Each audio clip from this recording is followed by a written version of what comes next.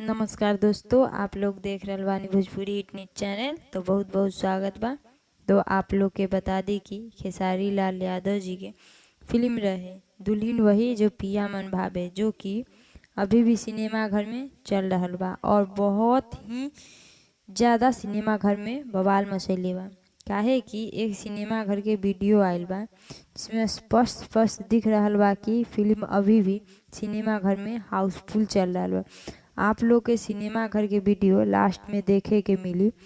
आप लोग के इसी जानकारी के बारे में बतावे के रहे, तो आप लोग के इस जानकारी के बारे में का राय बा, का विचार बा, नीचे कमेंट बॉक्स में बताएं।